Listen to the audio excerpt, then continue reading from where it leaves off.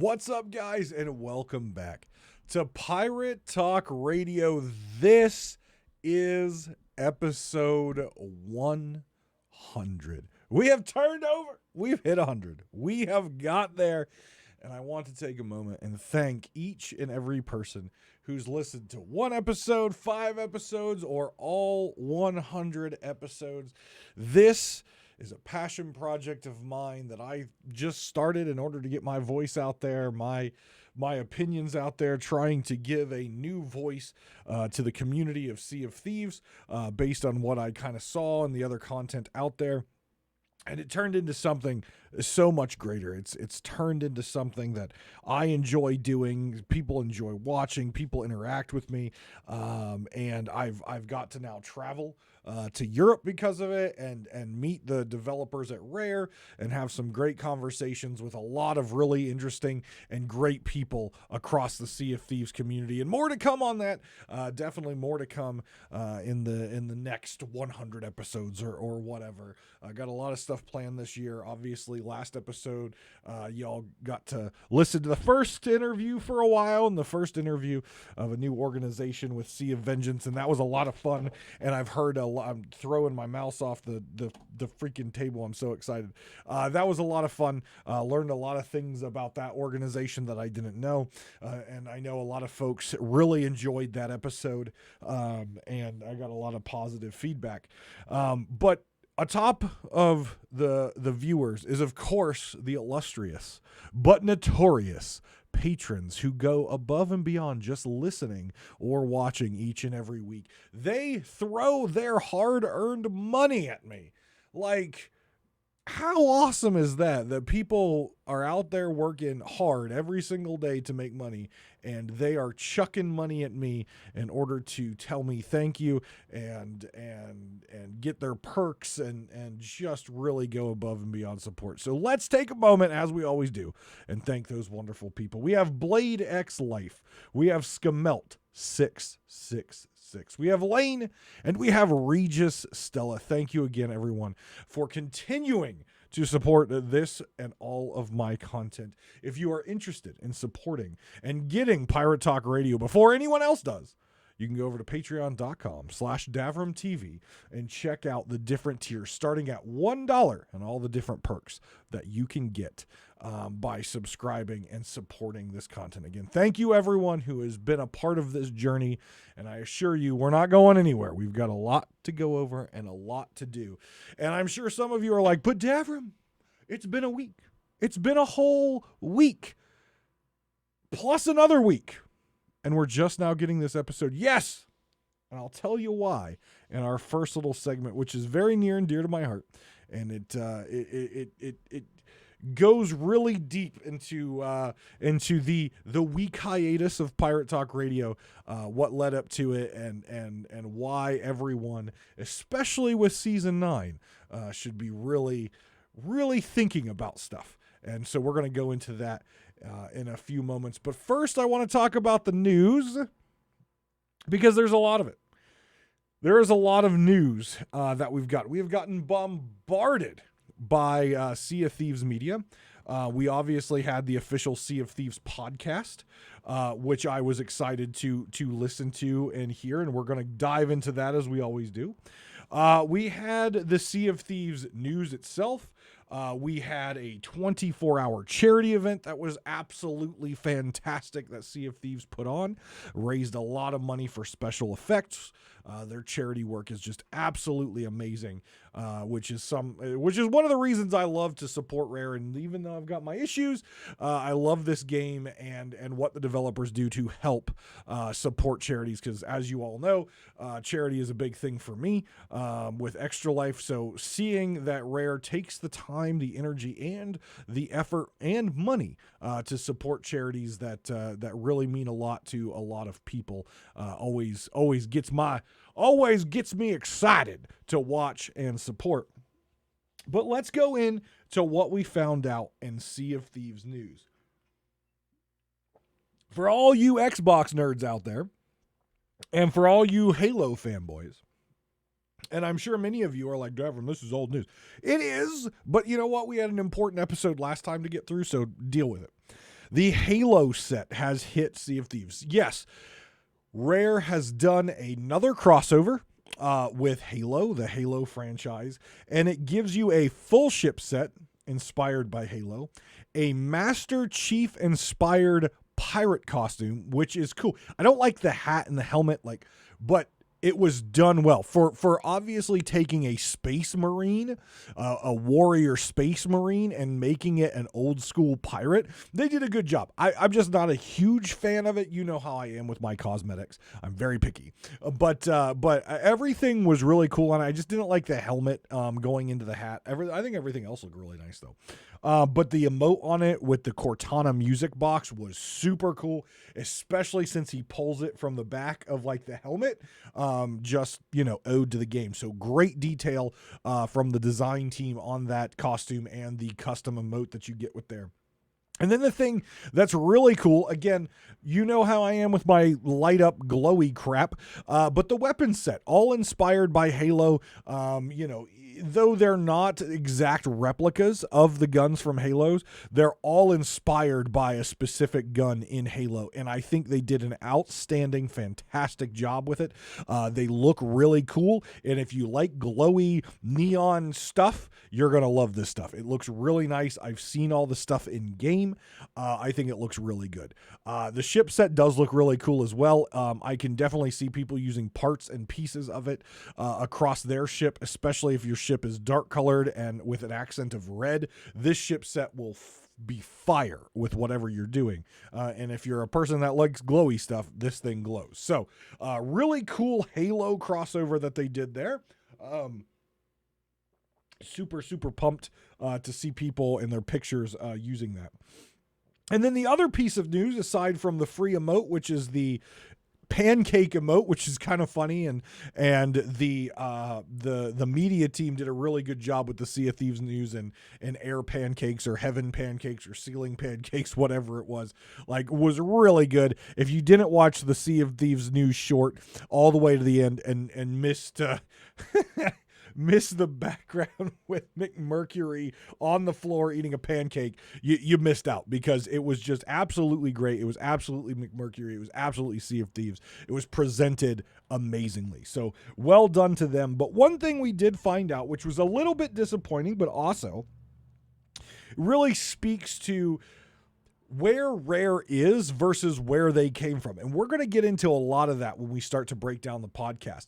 But one of the big knocks that I always had on Rare was taking on too much and releasing things before they were fully cooked. Now, we still have that going on, and we will see that in the discussion when we talk about the Sea of Thieves podcast.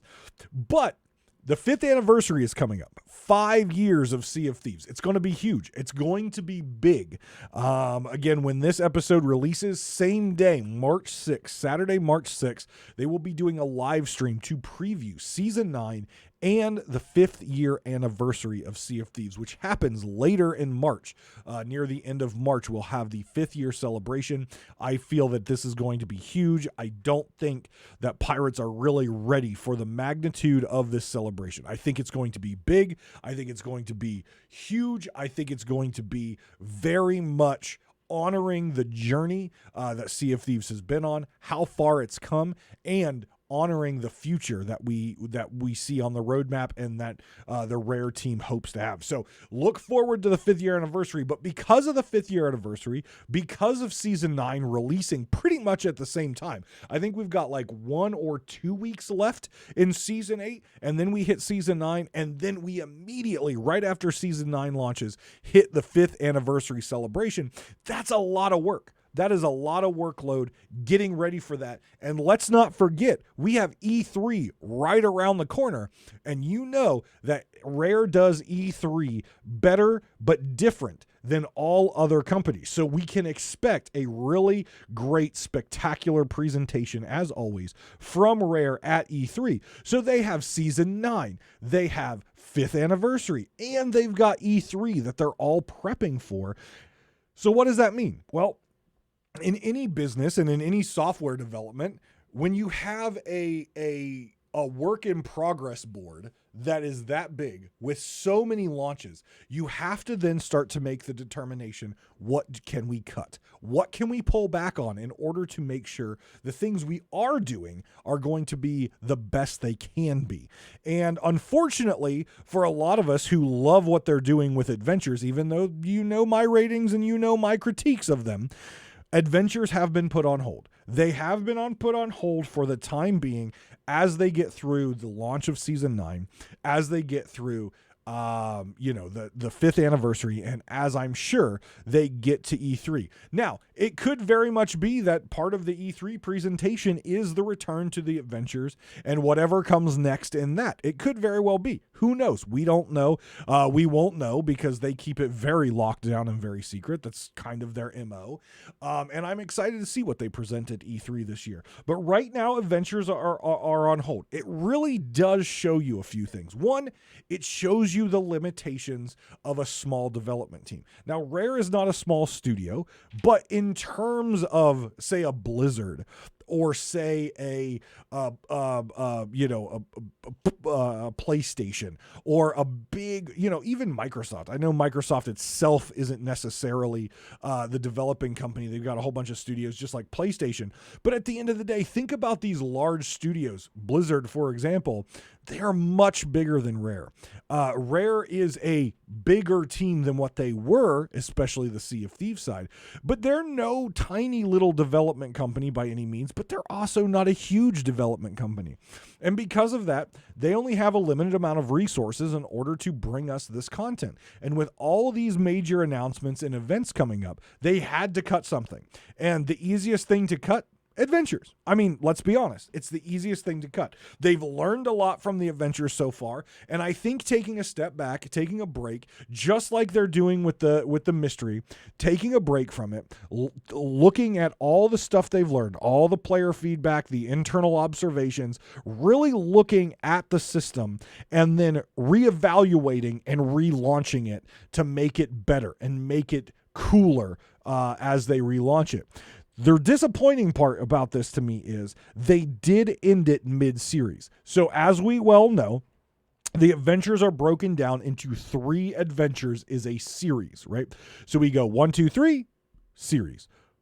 4, 5, 6, series. 7, 8, 9, series. 10, 11, 12, series. And they've stopped after 11. And we are mid-Briggsy adventure right now.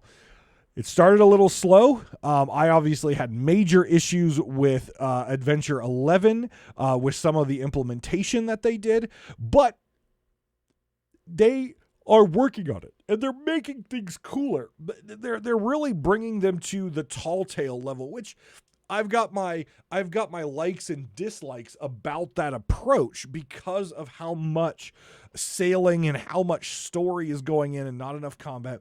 There's a balance thing, and that's all the feedback that they could be looking at right now and making adjustments for adventures in the future. I'm just a little disappointed because I like Briggsy. I wanted to see this adventure really blossom and flourish. Like, is it slow start? Really started to ramp up with 11, and I was really looking forward to seeing how this series with Briggsy ends, where you've got Tasha and you've got the Warsmith and the Dark Brethren, and you got Briggsy who just went through the portal, and you've got this ancient temple that they're talking about, and all of this stuff, which is tying into the Tall Tales brilliantly, by the way. I don't know if any of you have replayed the Tall Tales since this, but it's so amazing how Rare does this. They have dropped us breadcrumbs all along the way, from Tall Tale 1 all the way through the Shores of Gold series. They've dropped little hints about the skeleton curse, about the cure, about things that Briggsy was after, about the constellations and suds and all of this stuff. They've dropped little breadcrumbs. And at the time, we didn't know what those breadcrumbs were. We didn't know anything about it. But now the payoff is happening. And they've done that throughout the entire history of Sea of Thieves, where they drop a breadcrumb and then they give you the payoff later. And you're like, oh, that ties back to this. And that completes it. It's incredible storytelling that Mike Chapman and his team are able to do, regardless of how I feel about the direction, regardless of how I feel about how the execution of these things are. The storytelling of dropping breadcrumbs and then paying them off down the road, probably when you've kind of forgot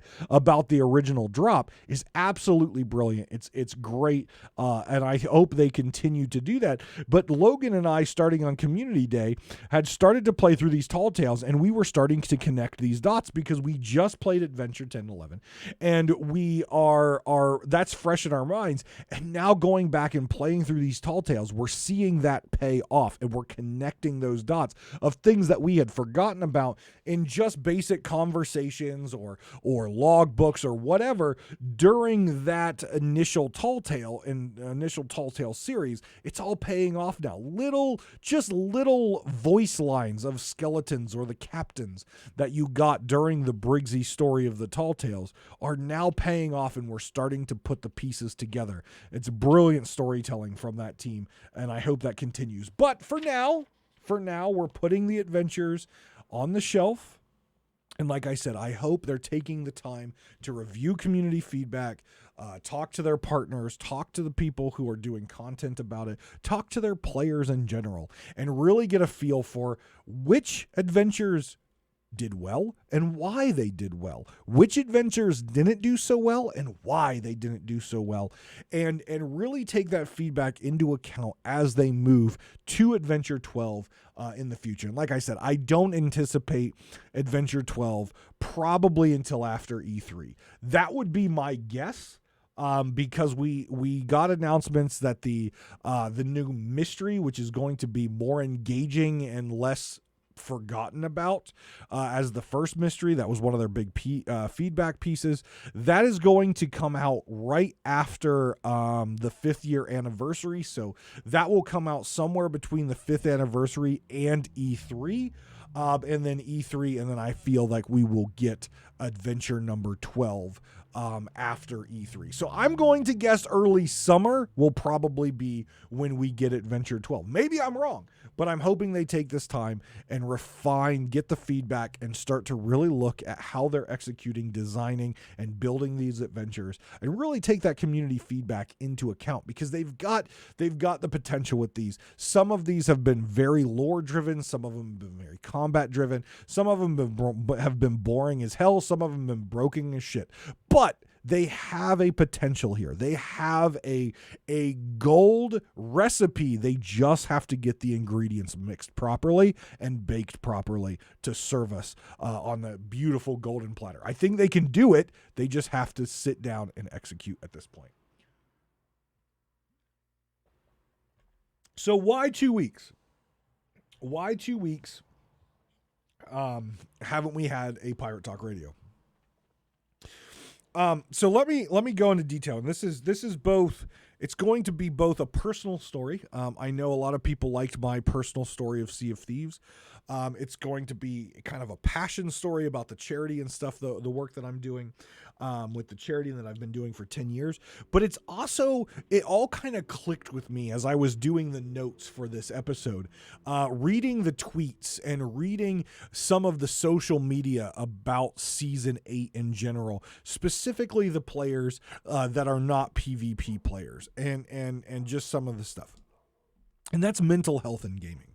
So I'm a person, and I've always been this way, that I will push myself mentally and physically until my body breaks and says, you have to stop.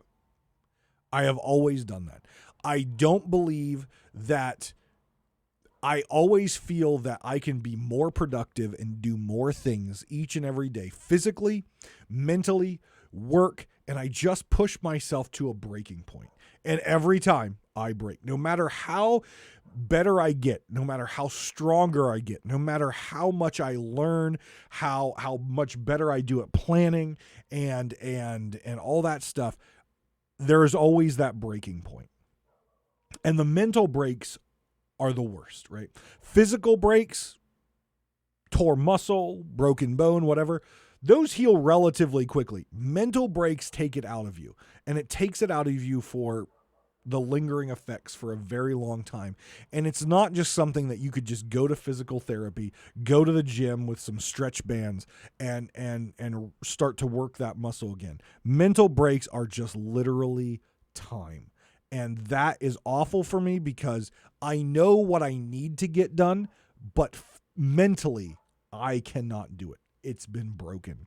And if any of you were watching my last live stream, which at this point, like I said, let's see here, it's the weekend. It's almost the weekend here. So my last live stream, I think, was like 9 days ago. It wasn't last. It would have been the 24th probably of February, I think, was probably the last live stream. And it was only about an hour long.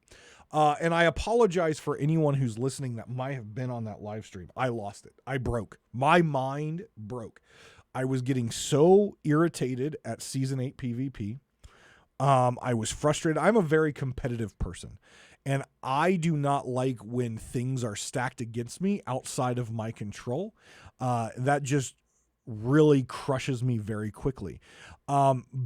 Also, I had just went through my company laying off a significant portion of our workforce. And my team specifically was a 5-person team, and now we're 2. Workload didn't decrease. If the workload doesn't decrease and you have less people to do it, guess what?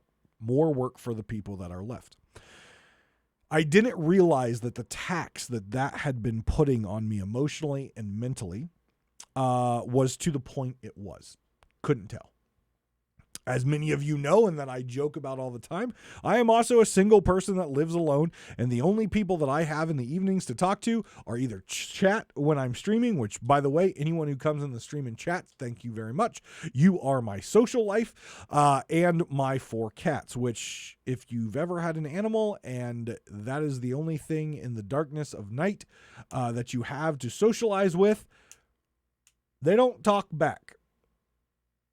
I don't know if you know this, but you can talk to an animal all day long, and they might meow or bark back at you, but it's not a conversation. I'll tell you that.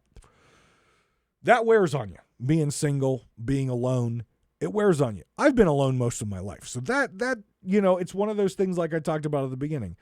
You build, you get stronger, but eventually things add up and break. And I got frustrated with Season 8 PvP. Not many of my friends that I play Sea of Thieves with are PvP sweatlords. I have kind of stepped back from playing the game as much as I used to, just because there's other games that I'm enjoying right now more that are cleaner as far as PvP experiences. And so I'm not as practiced as I used to be in Sea of Thieves PvP. And anyone who plays other PvP games will know, especially shooters, that there is a very different Sea of Thieves PvP shooter versus other games PvP shooter. It's different systems and a different feel altogether. So if you don't play it on a consistent basis, your chops or your skills, they dwindle like supplies in Flameheart. And I was getting very frustrated because I do have a good friend of mine who does like to PvP, and he's a bigger PvP sweatlord than me. I think he's 500 plus in both Guardians and Servants. And here's the thing. I like playing PvP. He was my arena partner for a very long time. And we do work well together. Unfortunately, with skill-based matchmaking, because of the amount of games he has won, his MMR is much higher than mine, which means we're going to be going against crews who are closer to his MMR than mine. And because of my lack of practice, I'm not going to be able to compete against them. It's like me trying to run trying to run a track meet, trying to run around a football field against someone who actually runs track. I'm not going to win. There's no way I'm going to win. Unless they break their leg or something, there's no way I'm going to win. And that would be very frustrating to me because I'm a competitive person. And even though everything I know is stacked against me, both on a skill level and everything else, I am still going to be very hard on myself because I didn't win. And that's just how I am. Healthy or not, I'm a very competitive person. And it's done well for me in life, but it's also causes a lot of anguish. Needless to say, in an hour of pretty much constant and consistent queuing, by the way, Sea of Thieves, well done on getting your queue times down. We won one game. I did a rough calculation. My win-loss, my loss percentage in Season 8 is probably around a 95-98% loss, right? So I have a very low MMR, but my friend who has a lot of wins and is doing very well in Season 8 has a very high win rate. And how MMR is usually calculated in this type of situation, it would take the higher MMR because if you averaged it out, we're going to get players that my buddy is going to trounce, right? He's just going to destroy them, and it's not going to be good for them. So they're going to take the higher MMR. I completely understand, and I get it. But that just means I'm going to get my ass beat, and it's going to piss me off. And I broke. With all the stuff going on in life, with work and everything like that, I literally broke. And I flipped out on screen. The first time ever, I rage quit Sea of Thieves, and I crashed my stream. Like, literally just crashed it. It was an inappropriate way to end a stream. But at that moment, that was where my head was. And I went to bed pissed off after I sent some angry messages to some people telling them how much Sea of Thieves sucks and how much Season 8 is garbage and how much I can't play with my friend and that's bullshit, blah, blah, blah, blah. And I went to bed. And I woke up the next day, which is a Saturday, and I normally stream on a Saturday. And I sat there and I said, I can't. I was broken. My mind was broken from all the life stress and from the game causing stress. Games are supposed to be fun and reduce stress, and the game had just put me over the edge. It was not the main cause of my stress. Let's be clear. It just was the last straw in the hay bale that broke my back, right? So I didn't stream, and I've stepped away from content for the past week, the better part of a week. So again, 2 weeks of no Sea of Fire Talk Radio. But I needed that. I needed that break. And the more and more I've thought about it over the past the past week and a half, 2 weeks, and watching the tweets roll in about Season 8 from players struggling to get wins. People who have a low MMR, probably lower than mine, who are not PvP players. It's just not something they're good at and something they enjoy.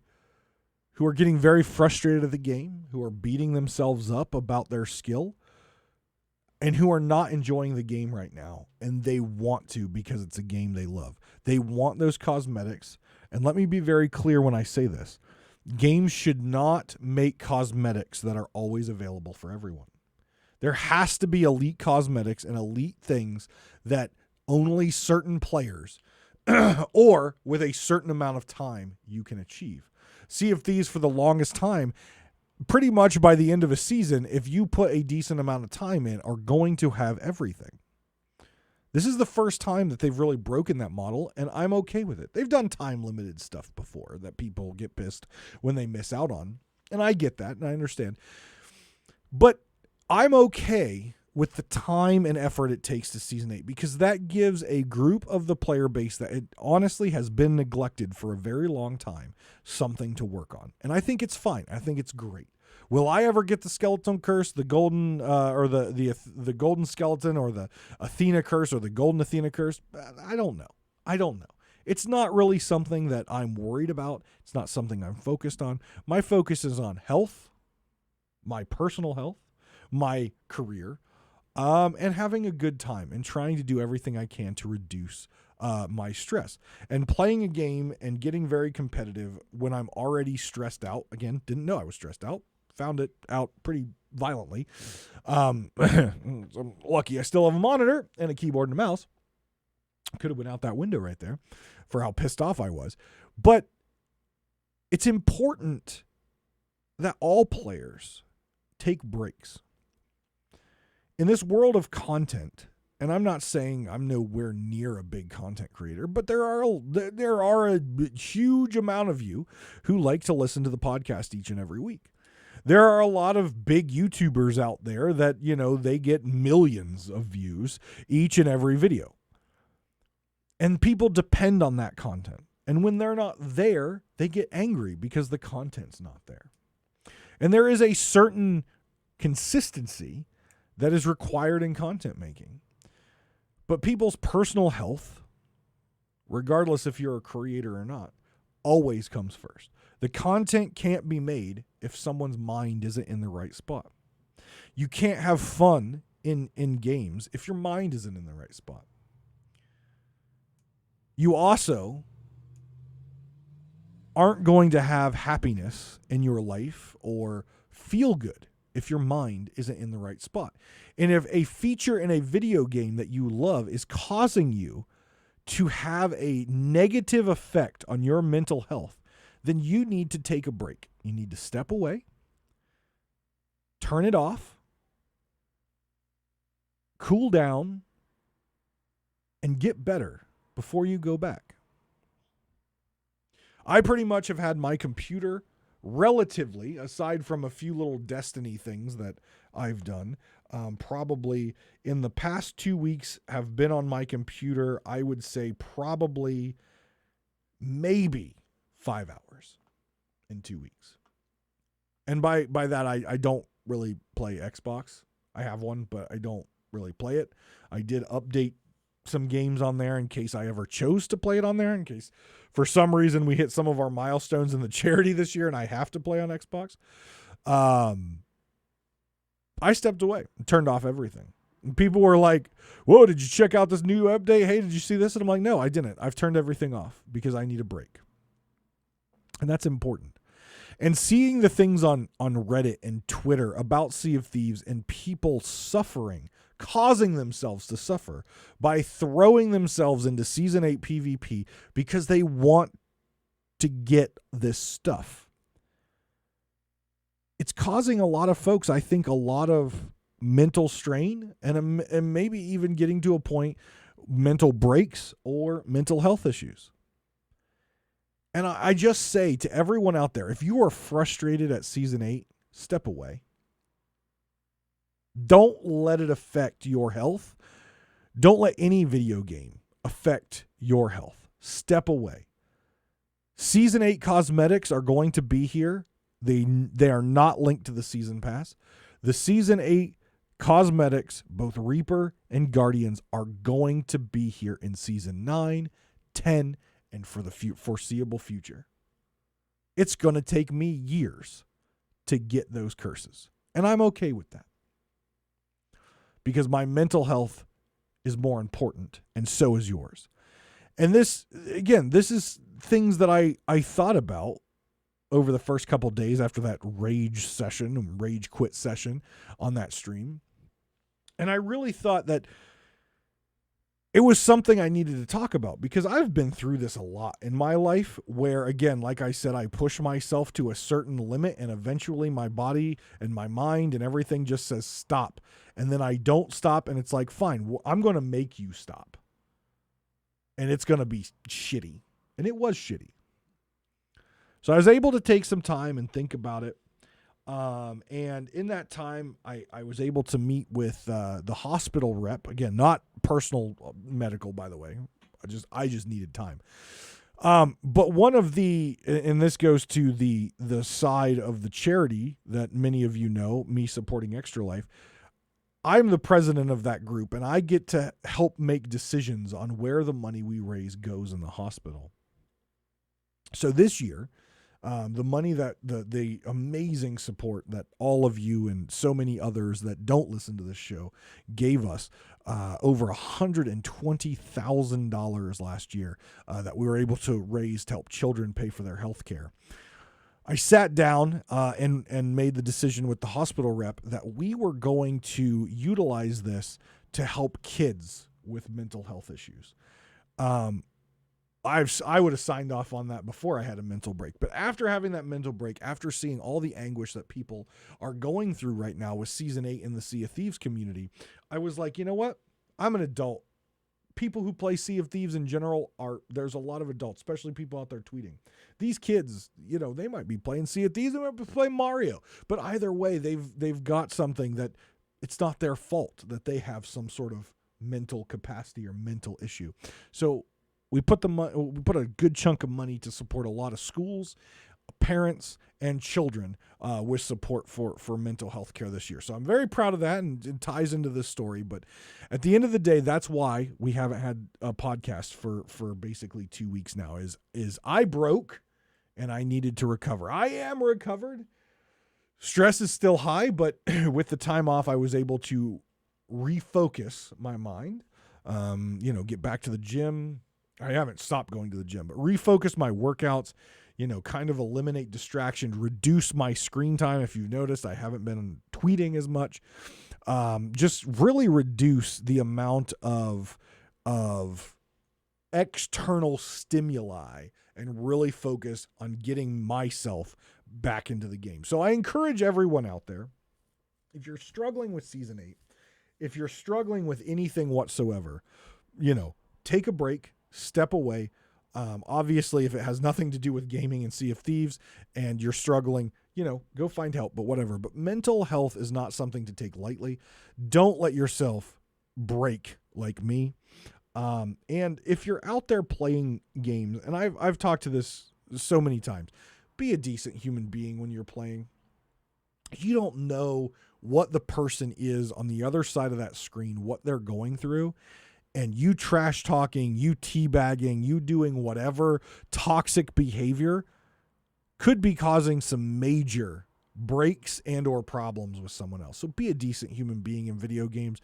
This should be our place to go, escape from the shittiness of the real life and the real world, and just go have a great time sailing the seas with whoever we run into, regardless if they're PvP sweats or not. Just be decent humans. Take care. I always end the show, and I've ended my streams like this for years and the show, but I always say take care of yourselves. And the important part is, and each other, right? And each other. So get out there, make sure you're taking care of yourself. Don't panic over Season 8. Don't stress over Season 8. I'm not going to anymore. And just get out there and enjoy the game and get yourself out of there. Make sure you're careful. Make sure you're staying healthy mentally, and just keep trugging along, right? It might not be enjoyable. You might not like PvP. I know several people in the Pirate Talk Radio Discord who pops into my streams and are like, oh, I can't PvP, but I got to win.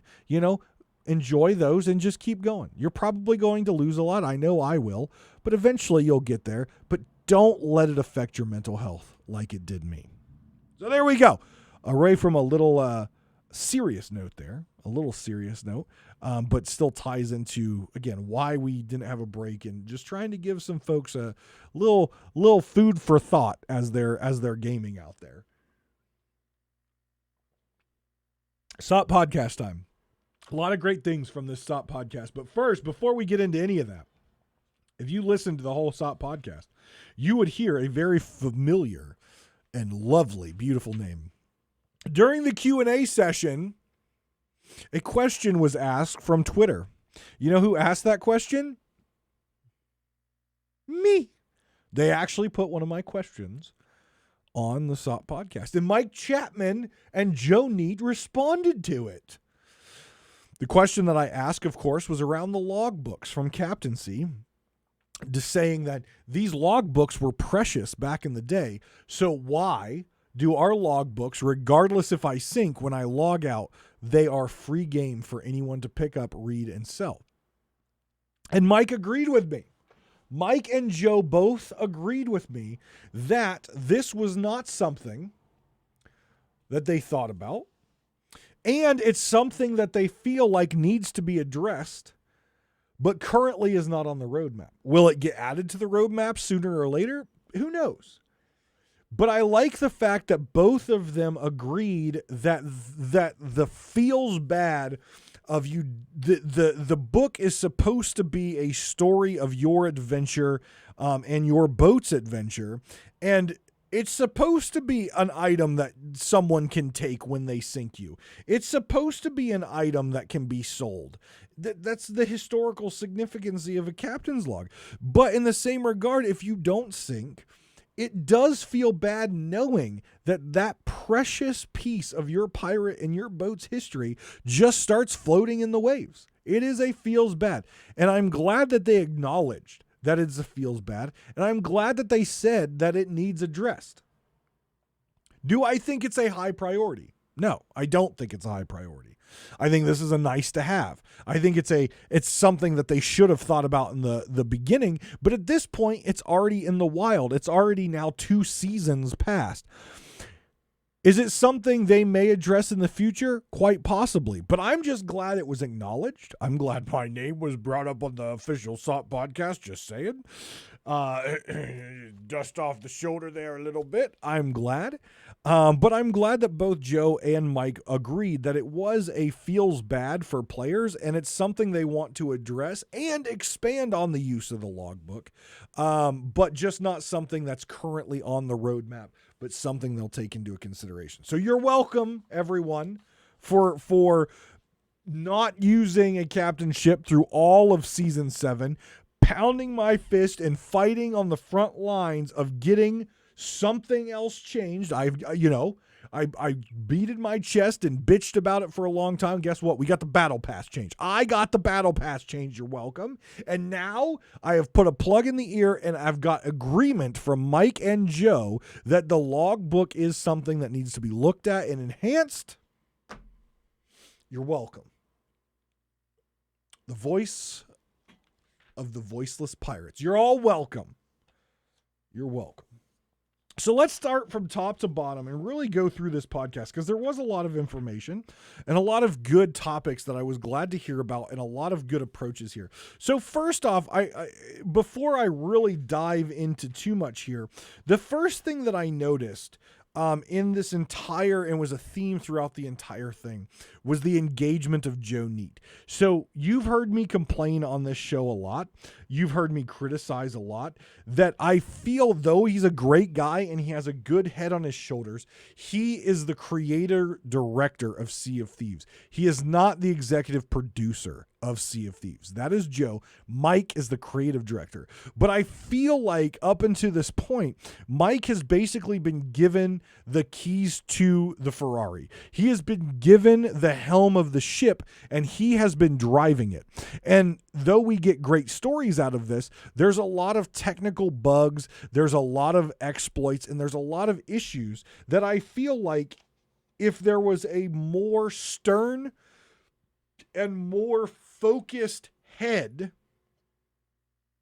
to the Sea of Thieves ship, a captain, if you will, some of this story content would be toned down or spread out, and we would have more cleaner on a technical side updates. And I felt like this was the first time that I've seen and heard Joe be very engaged in the conversation and really have a strong voice in the direction of the game. He always has some sort of comments, but a lot of times it's very jovial, it's very joking, and a lot of times he just sits there and watches Mike and listens to Mike about things. And there's been many times where Joe's like, I'm not really sure. I'm not sure. I don't know. You are the executive producer of the game. You should know everything going into your game. You should know it all. In my opinion, that should be your job. And you should be able to pull the switches, flip the levers, and guide whatever needs to be guided to provide the quality and clean updates. And I've just never felt that with Joe's approach. And it feels like, here you go, Mike, here's the helm, drive the ship, and I'm going to sit back and handle the business side. Finally, I've really seen Joe in this episode be very engaged, talk in length and in detail about some of the things going into the game, the background stuff that's going on. And I really felt finally that Joe Neate was guiding the ship. It really felt like Joe grabbed a hold of that wheel and now he is steering the ship, and he is appropriately allowing his content experts to develop their individual pieces, and he will drive the ship and put the overall picture and painting together like an executive producer should do. So that was very good to hear, and something, like I said, I have been talking about and complaining about for a long time. And it wasn't just one moment that this happened. It was throughout the entire thing of having Joe very engaged in the conversations of what is going on and what is upcoming in the game. Sure, Mike had a lot more insight on some of the stuff. Andy was there and had a lot of insight on some of the stuff. But it really felt like Joe was deeply engaged on all sides of the game, its development, and where it's at and where it's going. And that, excuse me, was very refreshing, a complete change of what we've seen pretty much the entire time that I've been watching the SOP podcast and listening to it and meeting Joe, great guy. But it really felt like he was just kind of, I'm Joe Neate, executive producer of Sea of Thieves, and turn it away, Mike. Tell us what the game's all about and what's going on. And now it really feels like he is taking the captaincy, pun intended, and the helm and guiding the ship now. So I'm anxious to see where he guides it. I'm anxious to see if this engagement continues, and if we continue to see Joe Neate really being the captain of the ship as he should be, and guiding his amazing staff to make sure that our updates are clean and complete, and making sure this game is improving update after update, patch after patch. Great to see, and it was refreshing to finally see that. So the first part of the podcast was really nice. It was a look back on Sea of Thieves, specifically season 8, but with the 5th year anniversary coming up, a look back on Sea of Thieves. And the first thing I was like, this is not going to start well. The first thing Mike mentioned was he was pleased with the developer's response time to issues, that being exploits and that being balancing. And he was pleased with the response time. I was immediately like, oh, this SOP podcast is not going to go well, because let's be honest, they are a live service game and they've had 5 years to figure this out, and they're still not even close to industry standards on fixing major game-breaking bugs, exploits, and balancing. They are not. And why I say that is, look how long it took them to fix blunder bombs. Look how long it took them to fix the turkey wall. Look how long it took them to fix stuff. And they've still got a lot of issues in there. It takes them weeks to get a handle on this stuff. The queue times, which we'll talk about here in a minute. I can't believe they even admitted to this. I'm glad they did, but I can't believe they did. But it takes them weeks to wrap their heads around something and finally take action. If a game like Blizzard had something so out of balance as a blunder bomb, or so out of balance as like a turkey wall, or something like that, literally it would be either patched the next day or on reset the next week. Sea of Thieves, it takes them weeks or 2 weeks, 3 weeks in order to wrap their heads around it and fix it.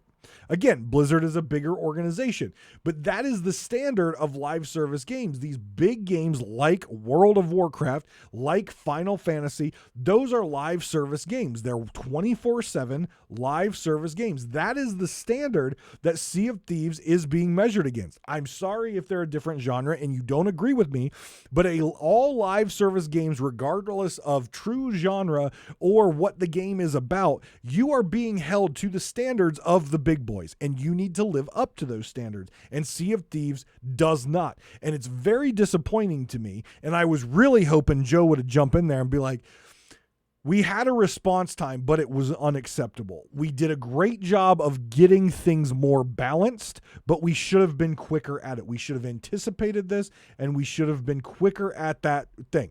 It did take us too long. You know, I was really disappointed to hear that Mike thought the response time was acceptable, because let's be honest, it was not acceptable. People had to wait, almost a month for blunderbombs to be fixed?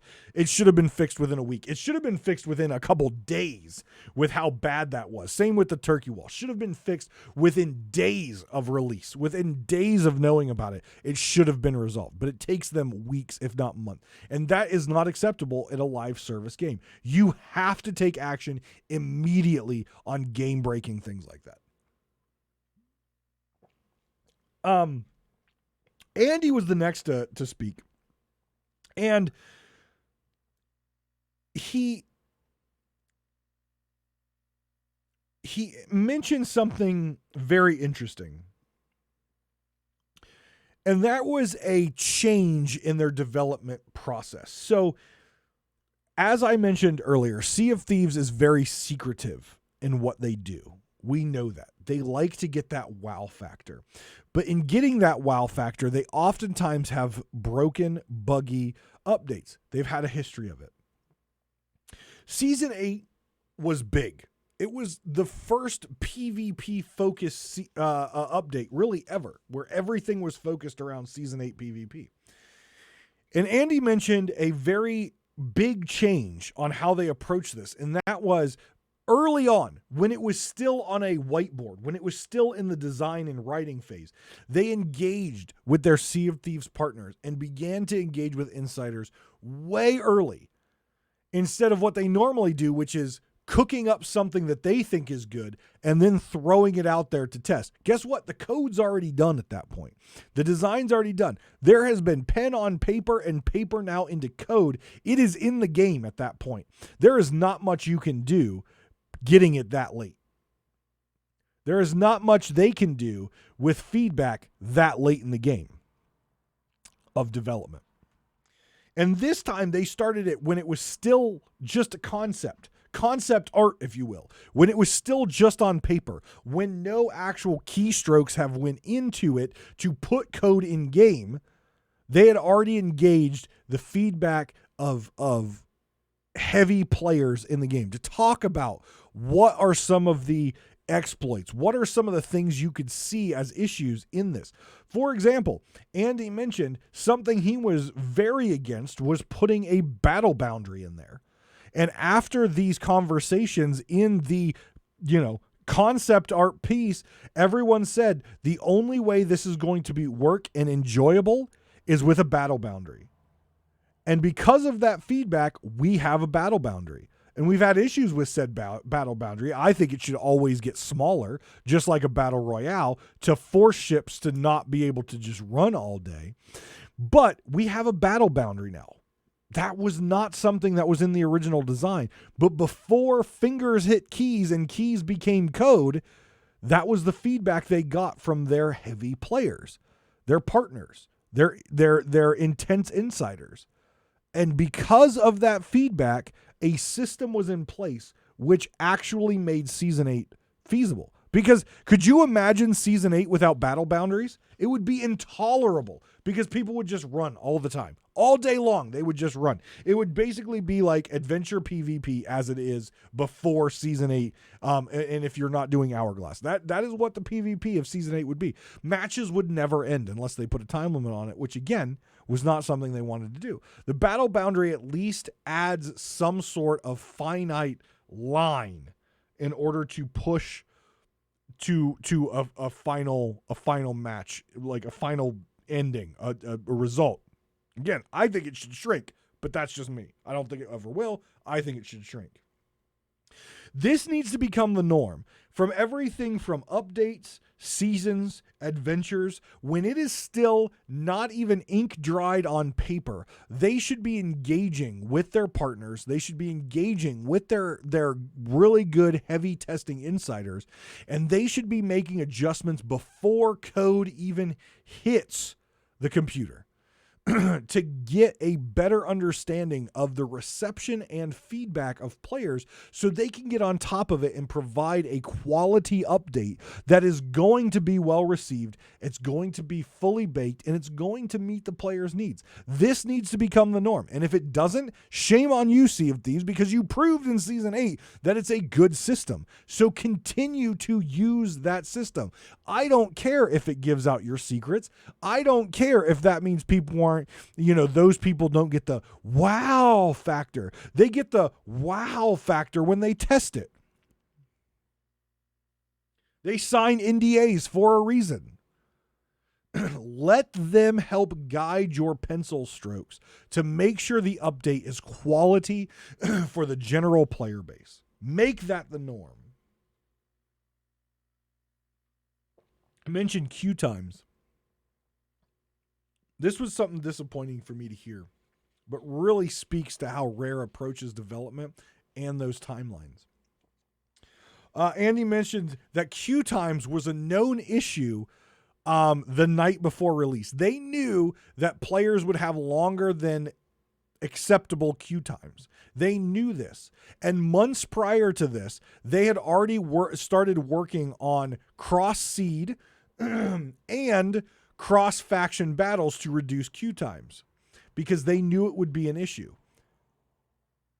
If you knew it was going to be an issue, you knew there was going to be a negative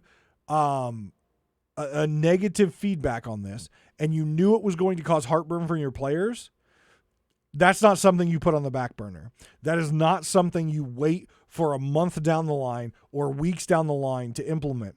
It wasn't ready when they launched Season 8, so they didn't include it. What happened? Heartburn. What happened? Negative player experience. What happened? Players got pissed off and tweeted and got angry.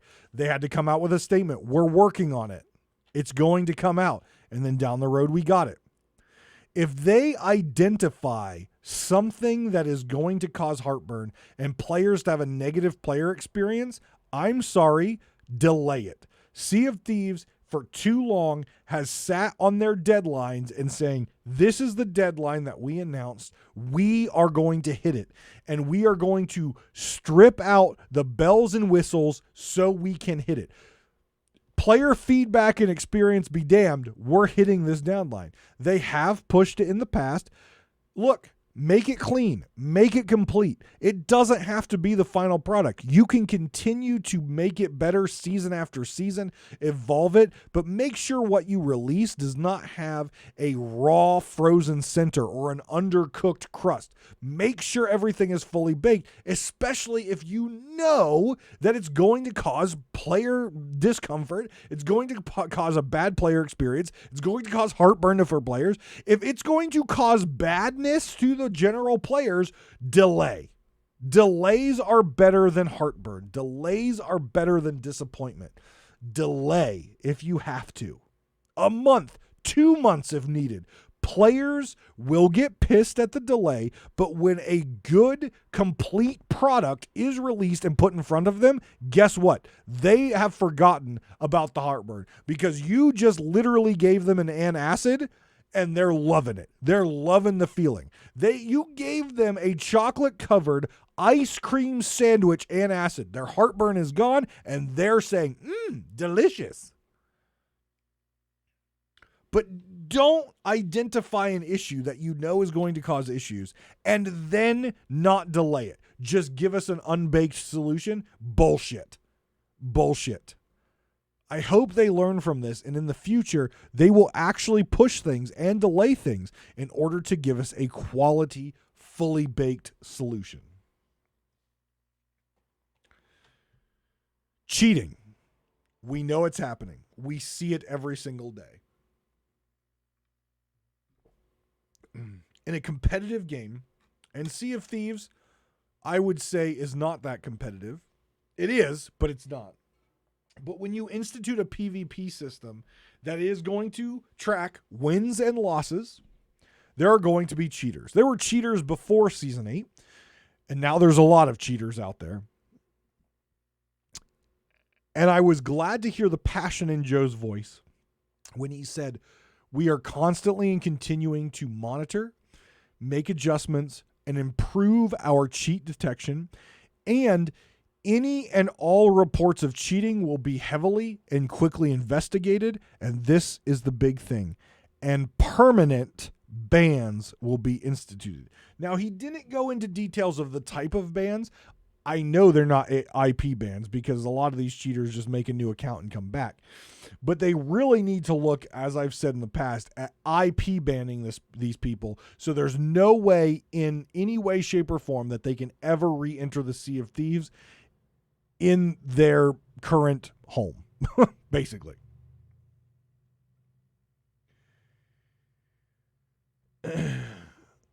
And that was the end of they went around the table, and that was kind of the end of the look back on Season 8.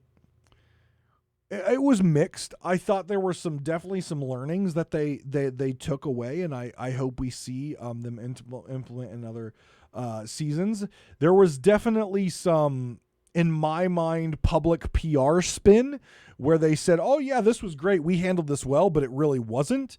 And then there was the strong stance from Joe Neate of cheaters will not be tolerated, and we will continue to crack down on them. Overall, a good segment. And then we moved on to the future. And of course, in typical Sea of Thieves fashion, a lot of it is shrouded in mystery, including the upcoming mystery, which we know nothing about. But they are saying that it will come after the 5th anniversary, right after the 5th anniversary. And it's going to be more focused. It's not going to be something that draws out for a long time. Players are going to be able to engage with it, discover it, figure it out. And it's not going to be kind of after a few days or a few weeks, all of a sudden it's just people forget about it. Because I'll be honest, I forgot about it. I completely forgot about it. I talked about it at the time when we finished it. And I said, I quite honestly forgot about the mystery because it wasn't engaging enough. So I like to see what they do here with the second take on a mystery, and see how they have changed it from the first one and how they've made it more engaging, in order to keep people interested. And I'm also glad that they're doing it after the Season 9 release. I'm glad they're doing it after the 5th anniversary, most likely before E3 and before Adventure 12 comes out. They're allowing it to have its own little pocket in time where it's the focus. When we had it before, we had season, we had multiple adventures going on either side of it and during it, and it really got muddled and lost, along with the Twitter and YouTube and Twitch engagement that needed to be done to unlock things. It just really got muddied and honestly forgotten for most of the player base, because it just wasn't executed well. It was their first attempt. I did like the ending though. But it was their first attempt. I hope they're a little bit more engaging on this one. I hope what they said does come true and they really put focus around it, because I think the mysteries could be a really cool addition to the game. I know a lot of people who really were engaged with the adventure or with the mystery had a lot of fun solving it. But for the general public, it was lost on us. It was lost. It was completely lost. Season 9 is going to, as they said, excite the core player base. And when they say core player base, they mean players who have played this game for a very long time. They said there's going to be a lot of features and quality of life changes in Season 9 that players that have been playing this game for a long time, what they refer to as their core player base, are going to be very excited to see. They said there will be also a whole bunch of new things and new features and new ways to play. During a recent preview, it looks like they're going to be kind of revamping some of the missions, like the Veil mission. It looks like maybe adding some ghost ships to the Veil mission options. Maybe some more of those. Maybe it could be a whole module around ghost ships in the Veil. I know we already have the ghost ships at the end of the Veil around the forts, but maybe there's going to be a whole module about them. Maybe leading up to Captain Flameheart, which we should see, as Mike said, later on this year. The actual physical form. But I'm anxious to see what this quality of life stuff is. I'm anxious to see what it's going to be, because again, I've played it for a long time. I've known people playing it for longer than me, and there's a lot of things out there that people have wanted. So I'm anxious to see. They talked about revamping some old legacy content that has kind of been lost. I know Logan and I have talked about that in excess, and I hope that they continue to look at those things. And I'm excited to see what they bring us in Season 9. They also spoke about, and this was a very interesting thing. And then I've got a few more just quickies, and then we will wrap it up. So thank you. I know this episode's going a little long, but hey, guess what? It's a treat because of my mental health break and 2 weeks off from podcasting. So here you go. You get a little bonus. So there was talk about when they first formed the Sea of Thieves team at Rare. This was Rare's very first live service game. And the naivety of the team obviously has shown. They've grown, both a physical team and as developers and designers. But something that I didn't think about that they brought up was the naivety being a strength. And I really started to think about that. And I think it's 100% true. Sea of Thieves is a unique gaming experience. It's a sandbox, choose your own adventure game like Minecraft. It's story-driven content that's live service and is updated frequently, like World of Warcraft. It's got PvP in it, like Counter-Strike. It's got battle arenas in it now, like Fortnite. It has all these different pieces, and it's in its own world. And it's the only pirate experience like that out there. It's the only gaming experience like that out there. And I don't think if Rare came together with teams that had worked on other live service games, other shooter games, other games like that, I don't know if we would have gotten such a, well, let's be honest, spaghetti code, ugly, but absolutely adorable, beautiful, and game that we all love. I don't think we would have got that. The naivety of the development staff, the noobishness, if you will, of the development staff and the design team has given us a unique experience that you cannot get in any other game. In the past 5 years, you cannot get the Sea of Thieves experience anywhere else. You can't. There is no other game out there that's like Sea of Thieves. And with all its issues, with all its quirkiness, with all its bugs, its outstanding issues, at the end of the day, it's a game we all love. And it's a game that so many of us continue to play, regardless if we slam our keyboard down because our Eye of Reach shot didn't hit, or because of an invisible skeleton that decided to blow us up because we didn't see it there with a keg. Regardless of the Tuck Lords and PvP sweats, and regardless of Alliance servers, we continue to play this game because we love it, because it's beautiful, and that would not exist without a team at Rare who had no idea what they were getting themselves into. And because of that, created something so unique and so wonderful that it's lasted the test of time. Think about that. In the world of gaming, there are only few select titles that stay on the top of their world for years, and Rare is about to turn 5. World of Warcraft. I can't even say Final Fantasy XIV because that game had to be basically relaunched. So I can't say that. I can't say EverQuest because even though the game still exists, it's not anywhere near the top of its realm or world. World of Warcraft made sure of that. But think about Sea of Thieves. It is literally, for years now, been a flagship title for Xbox, for Microsoft. And I don't think we get that unique, fun experience without the noob and naivety of that original team that has now blossomed into something. And I give them a lot of shit and a lot of hard, but I will also give them a lot of credit. They have created a wonderful, unique, and brilliantly beautiful world for us to play in. And regardless of its issues, we continue to keep coming back. Why? Because we cannot find this experience and play style anywhere else. The last two things I want to mention should excite some people and probably depress others. Save your doubloons.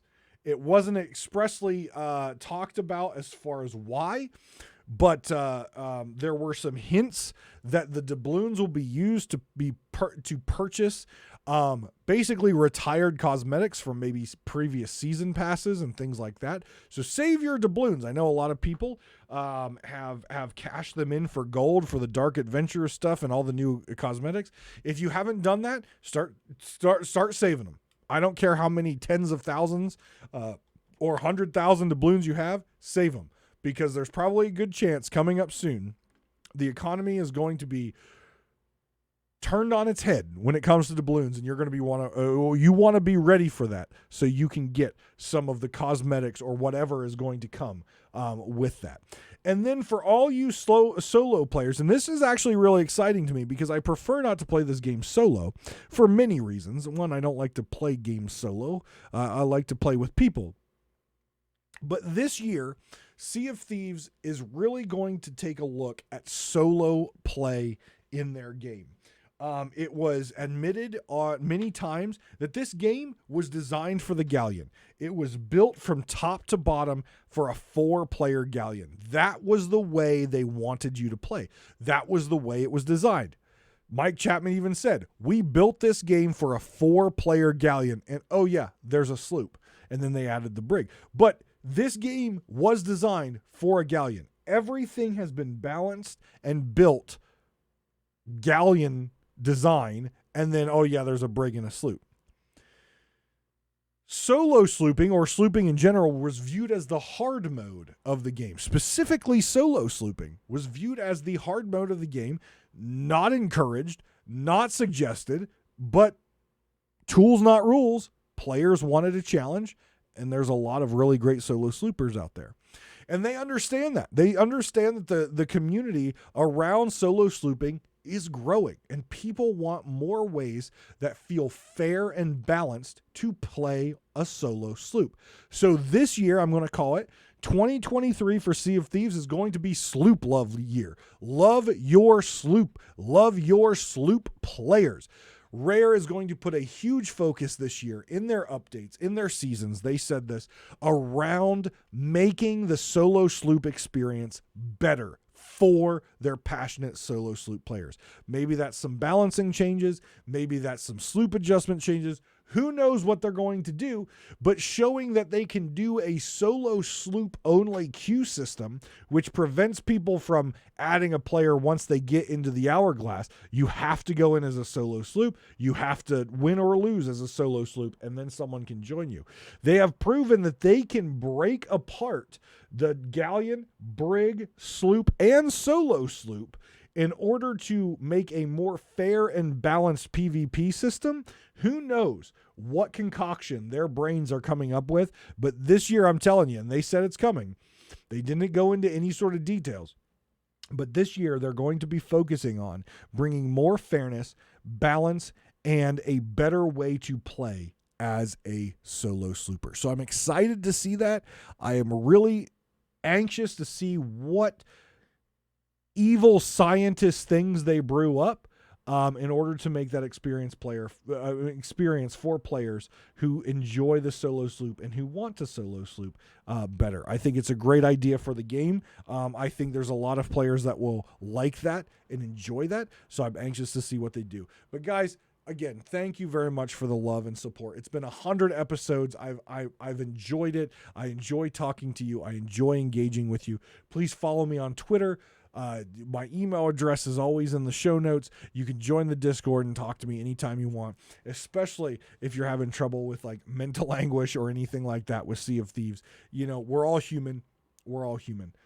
So again, take care of yourselves, but also take care of others. And I will see you next time on episode 101 of Pirate Talk Radio.